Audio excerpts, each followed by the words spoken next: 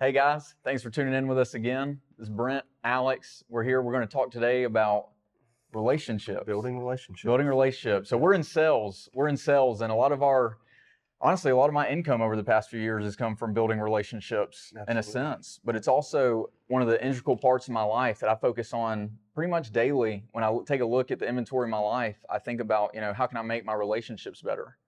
And there's always something that I come across, whether it's like with a business partner like Brent or my wife or, a friend, just there's always ways you like can look at things and dissect them and think like, oh, I could probably do better here.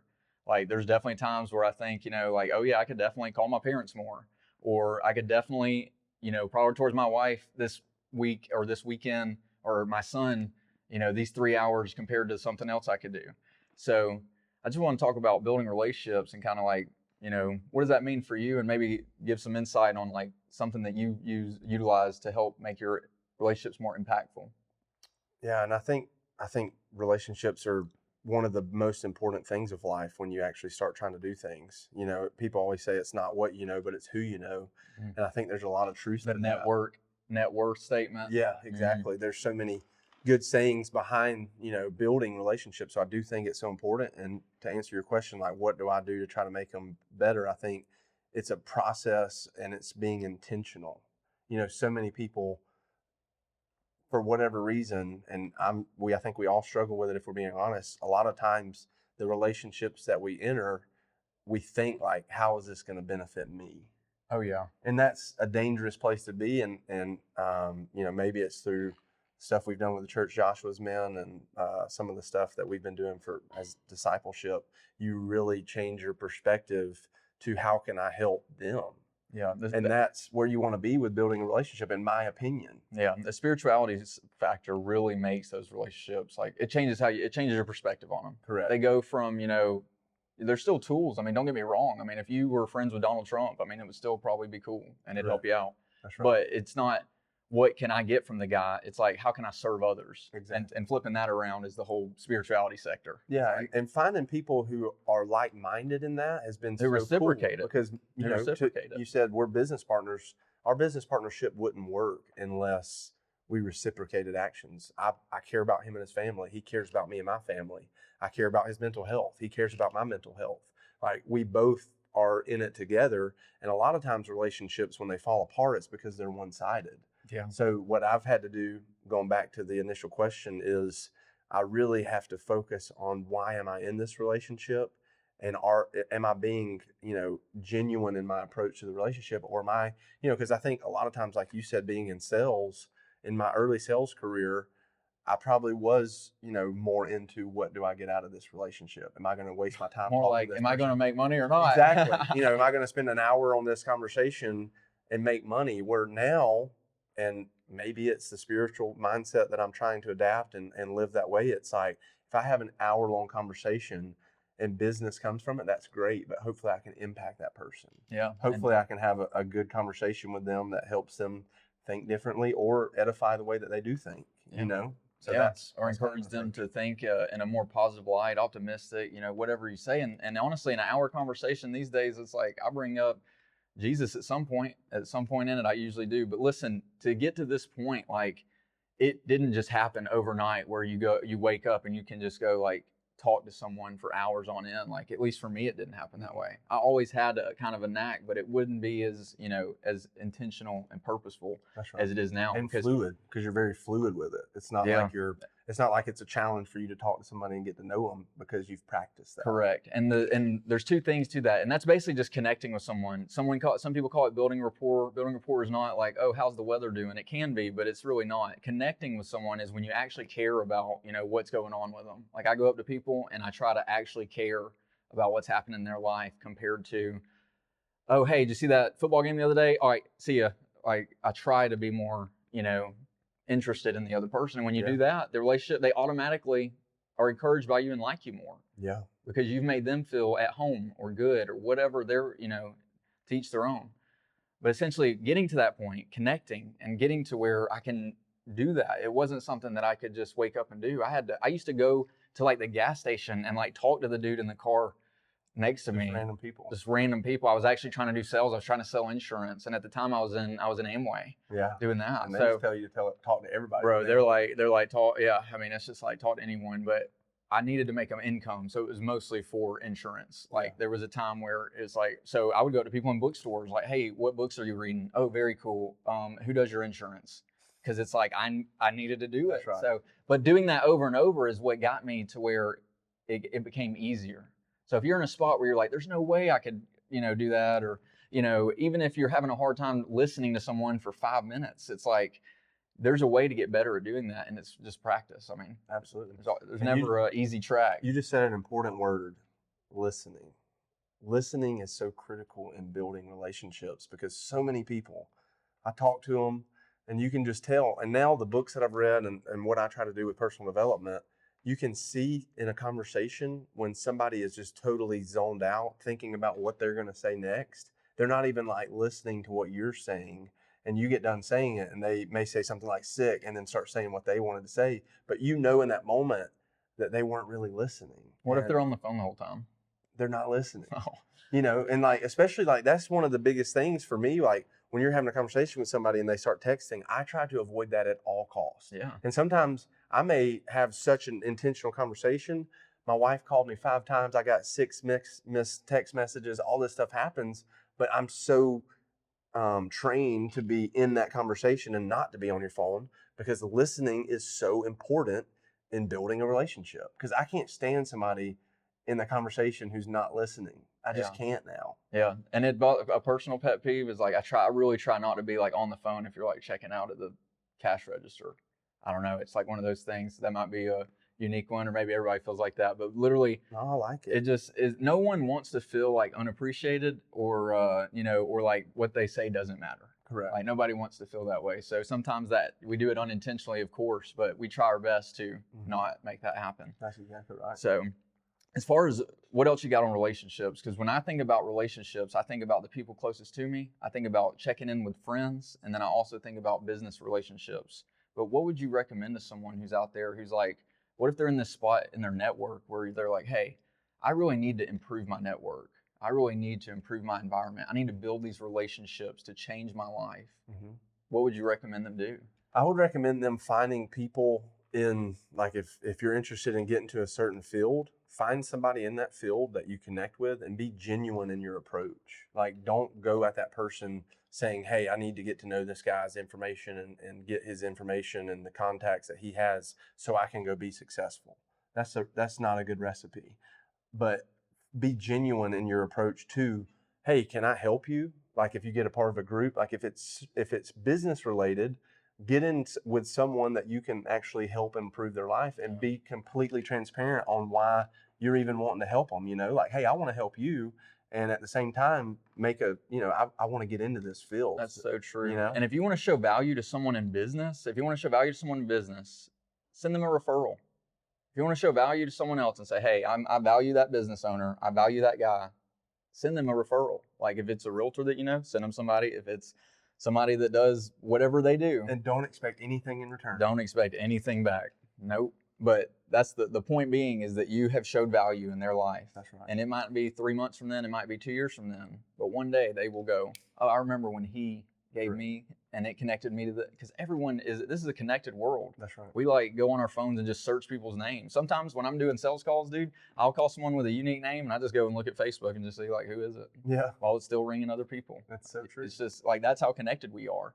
So expect nothing in return, but if you want to show value in someone's life, provide value to them, give them something. And you have to be genuine in that. Like we were talking about, you have to be genuine in your approach, because even for us now, we own several businesses, and people all the time are wanting to come and get jobs. Like we turn people away almost every week.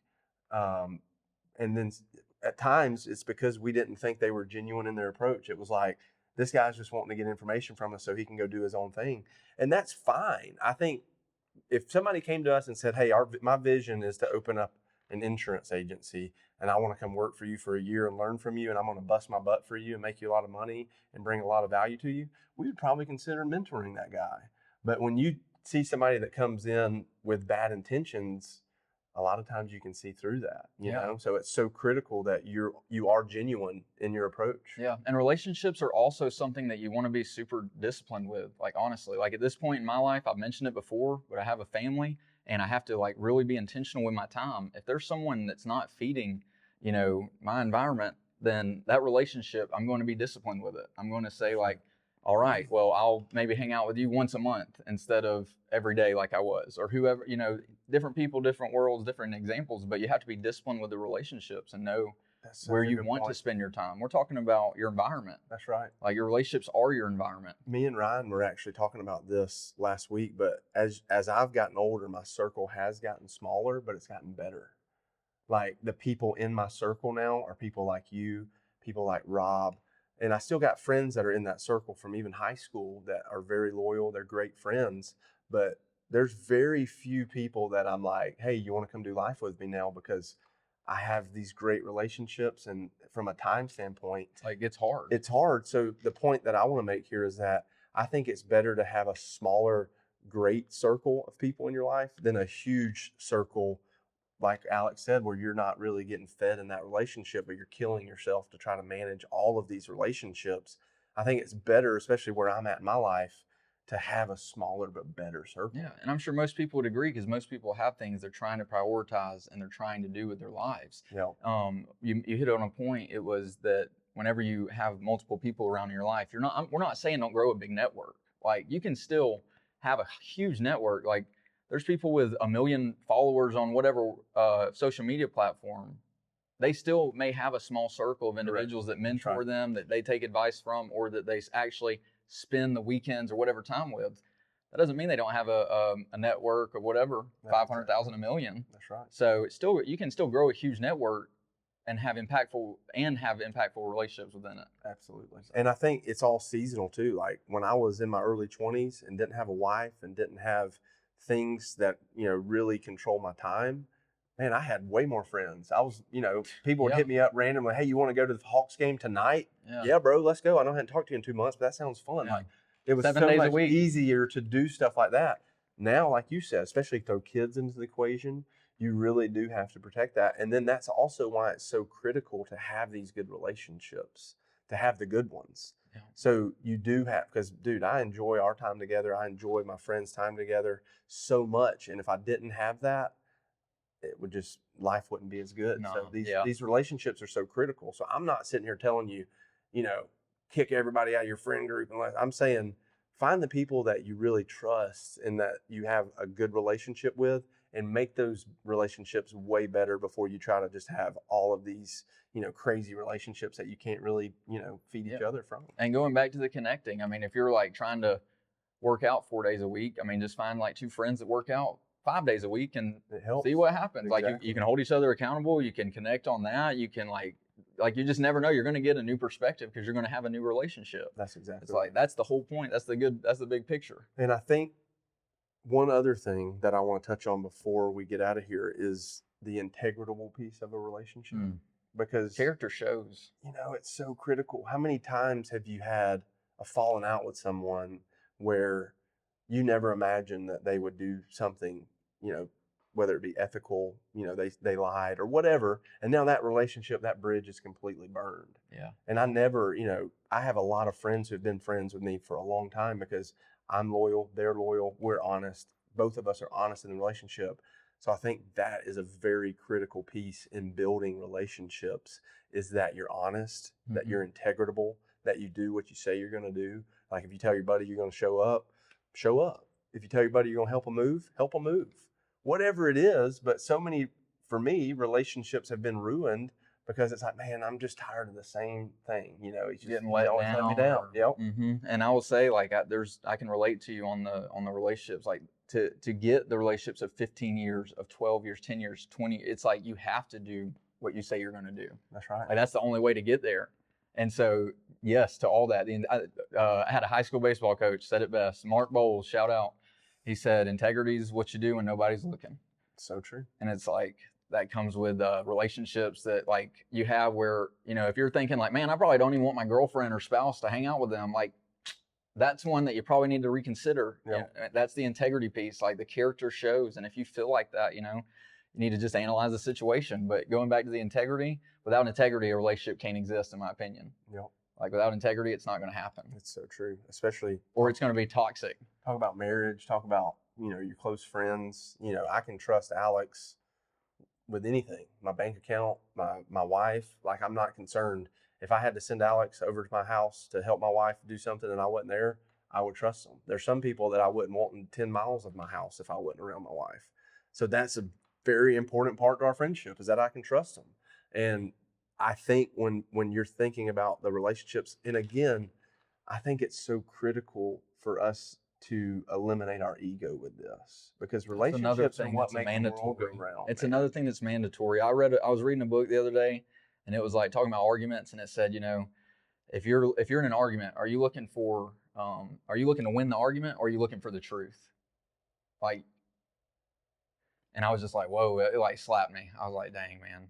Sometimes I do try to win the argument, and it's just real. It's like, It's so true. but you have to try to look at the other way. You have to eliminate your ego. You have to eliminate the ego. Because so many people, even friends that I would consider super close friends, they're not really interested in my life.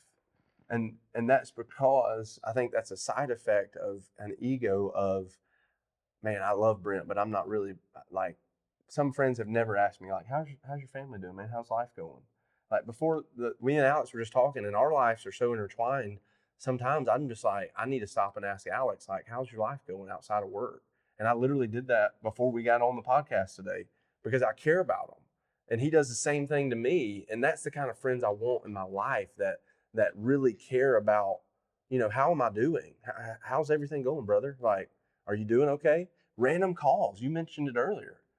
I need to do a better job of that, of like calling my buddies and just checking in on them. How you doing, buddy? How's life going? Because we forget about that so I got often. a thing. If I think about the buddy, I just call him. It's like, that's really cool. I got friends for, 15 years. If I'm like, what's that dude doing right now? I just try to call him. If it's like, I don't stay up till midnight, but like if it's basically not at 4 a.m. Yeah. or 5 a.m. Yeah. Basically, if I think of them, I just call them. And yeah, that's been part of how I like just keep relationships going. So that's really cool. And now that we're deep all in the emotion, basically the people that you would and wouldn't hang out with, I forgot what I was gonna say. You can end on that. Man, well, thank y'all for tuning in. We love y'all. Relationships are huge. So hit us up. Let us know kind of how you do your relationships. If you got any thoughts, let us know. Thank y'all.